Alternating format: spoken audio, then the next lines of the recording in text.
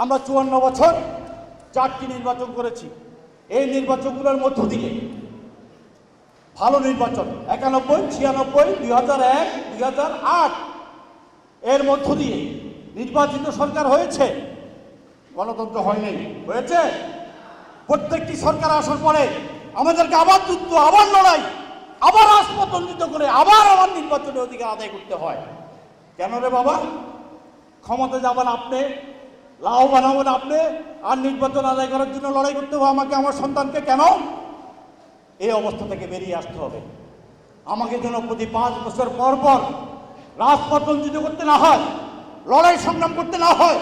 আমার ভোটাধিকার, আমার সমস্ত অধিকার পাওয়ার জন্য আমাকে যেন যুদ্ধ করতে না হয়, সেই জন্য নতুন রাজনৈতিক বন্দোবস্ত লাগবে। সেই রাজনৈতিক বন্দোবস্ত তৈরি করার জন্য আমরা লড়াই করছি।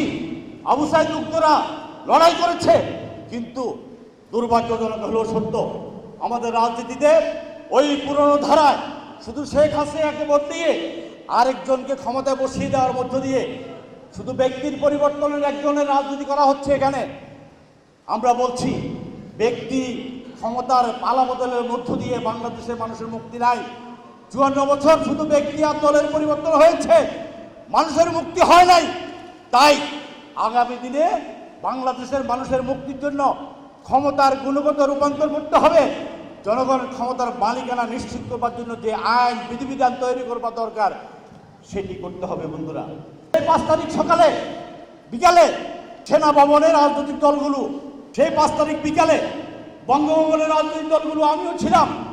৫ই আগস্টের বিকালে বঙ্গভবনে আমরা কারা? আমরা আর আমার মামুরা, সেই রাজনৈতিক দলসমূহ।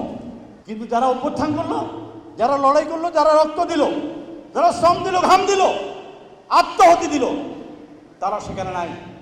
অর্থাৎ ফ্যাসিস্ট বদলানোর যদি প্রয়োজন হয়, শাসক বদলানোর জন্য যদি প্রয়োজন হয়, সব মানুষকে দরকার হয়। আর ক্ষমতা দেওয়ার জন্য শুধু রাজনৈতিক দল।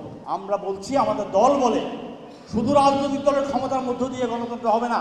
বাংলাদেশে যদি গণতন্ত্র প্রতিষ্ঠা করতে হয়, যে মানুষগুলো উৎপাদন করে, উন্নয়ন করে, শ্রম দেয়, ঘাম দেয়, জীবন জীবিকা নির্বাহ করে, যে মানুষগুলা মোটা দাগে কোনো রাজনৈতিক দলের সদস্য নয়, সেই মানুষগুলোকে ক্ষমতার অংশীদারিত্ব দিতে হবে।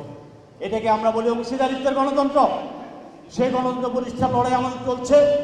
শেষ কথা বলতে চাই, আজকে গণ অভ্যুত্থানের যেই আকাঙ্ক্ষা, সেটি বাস্তবায়ন করবার জন্য অবশ্যই গণহত্যাকারীদের বিচার করতে হবে।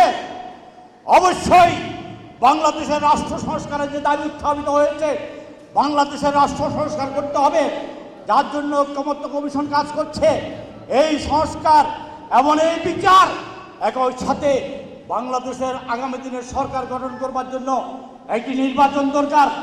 বিচার, সংস্কার এবং নির্বাচন, এই ৩টি বিষয় একটিকে বাদ দিয়ে আরেকটি আমরা মানি না, একটিকে বাদ দিয়ে আরেকটি চাই না। এই ৩টির প্রশ্নে সমন্বিত রোডম্যাপ চাই।